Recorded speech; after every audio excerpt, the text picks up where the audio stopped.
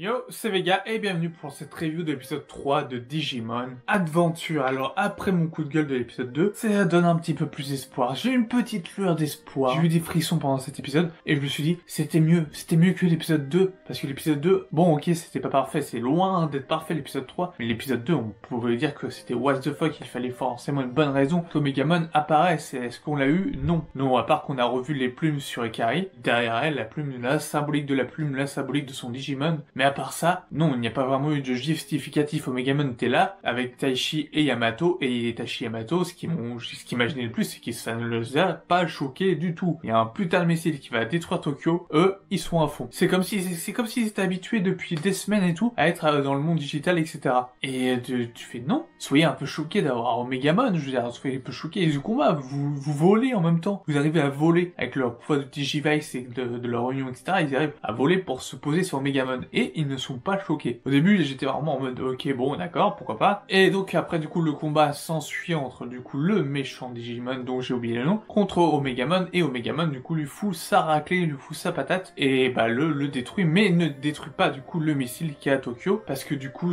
il devait encore avoir un code un peu à la code Yoko, il faut, du coup, qu'ils aillent dans une autre salle, et ça, Taichi et Yamato le savent directement. Ils savent comment faire pour désamorcer la bombe. Et je me suis encore dit, mais comment c'est possible? Je veux dire, ils viennent de découvrir Digimon il y a même pas une heure, c'était dit juste après, et ils savent déjà faire tout ça. Enfin, ils savent vouloir faire tout ça. Tu te dis, mais merde, non, pas du tout. Je sais pas, c'est pas possible, tout simplement. Mais enfin bref. Et du coup, ils arrivent forcément à démorcer la bombe, et à changer sa trajectoire qui va s'exploser plus haut. Voilà, fin on va dire de cet arc-là, puisque après ils sont renvoyés directement dans le monde réel. Et c'est à partir de là que j'ai une lueur d'espoir, parce que à partir de là, d'un coup, ils commencent à se poser des questions. Oui, Koshiro se pose des questions. Izzy se pose des questions sur qu'est-ce que les Digimon, etc. Ils pensent même à une intelligence artificielle développée, etc.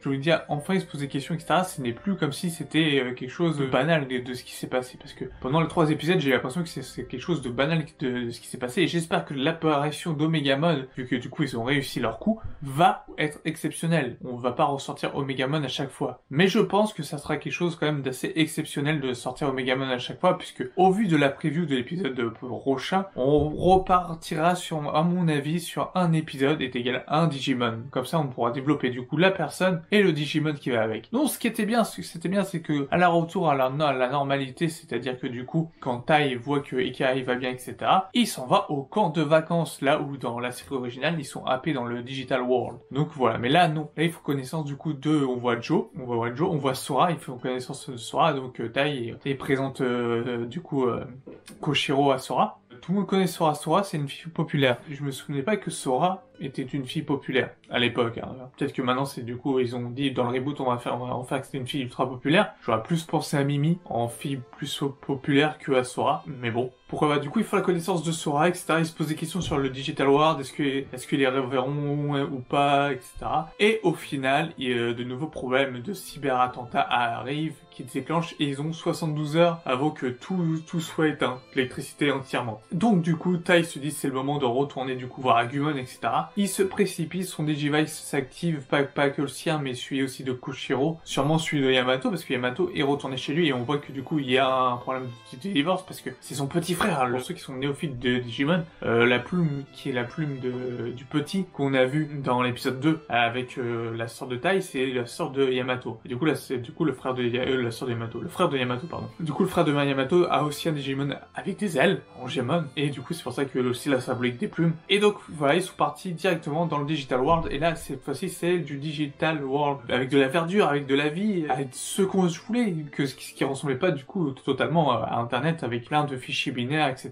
Là on va être sûrement dans l'île des fichiers binaires. Je pense qu'on retourne vers quelque chose de l'île des fichiers binaires, et du coup c'est là où atterrit du coup Tai avec du coup Agumon, mais sans les autres Digisauveurs. Je pense que les autres Digisauveurs, on va du coup les revoir, on va voir que du coup Tai il est à côté d'eux dans les prochains épisodes. Voilà. Je pense clairement que ça va se passer comme ça. Mais en tout cas, j'ai une petite lueur d'espoir, puisque enfin, les personnages sont un peu développés. On voit quand même comment ils tissent un peu leurs liens, même si c'est un peu facile pour le moment. J'espère que du coup, on aura du tissage de liens, de l'unification, de force des personnes dans le monde digital, parce que ça fera du bien. Et je pense qu'on se dirige vers là-dessus, et vers j'ai l'air fatidique, mais vers le fait qu'on va s'attarder sur un Digisauveur est égal à une Digivolution. Là, je sais qu'on sait que la semaine prochaine, ça sera Sora et Birdramon. Donc, comme dans l'ancienne version, on avait déjà du coup l'épisode 4, l'épisode 4, je crois que c'était Sora et Birdramon. Donc, on aura exactement la même chose. Et donc, on aura du coup l'évolution des personnages et on aura enfin leur regroupement, parce qu'ils vont sûrement être regroupés du coup, et aussi commencer à unir des liens, à se poser des questions de d'où ils sont, etc. J'espère qu'ils vont penser à vouloir survivre et pas non plus à ne pas être choqués de là où ils sont, parce que ça me dérange un peu qu'ils ne soient pas du tout choqués, parce que c'est quand même un monde totalement inconnu pour eux, même pour des gamins, ils doivent être totalement déboussolés dans la logique des choses, même si c'est un shonen. Faites-nous des gens quand même qui se posent quand même des questions. Là, on a eu quelques questions de la part de Koshiro, de savoir où ils étaient, etc.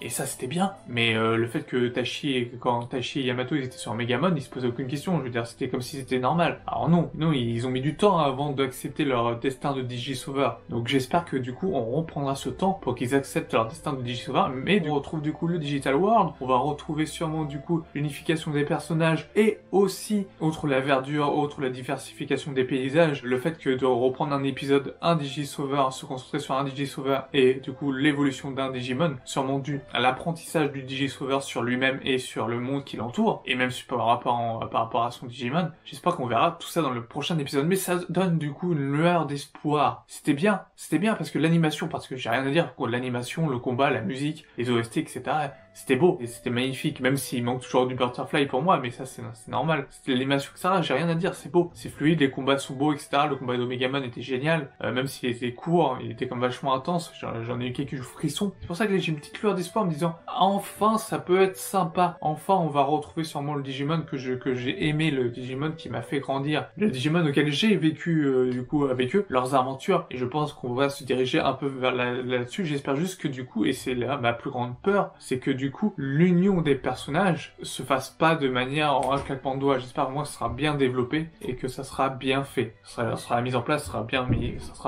mis en place. Donc voilà, c'est à peu près tout ce que j'ai à dire dessus. J'espère que vous avez peut-être apprécié l'épisode. Qu'est-ce que vous en avez pensé? N'hésitez pas à commenter, à liker et à me dire du coup ce que vous en avez pensé en commentaire. Sur ce, je vous dis à la semaine prochaine pour l'épisode 4 de Digimon. Je vous dis à bientôt. Ciao ciao.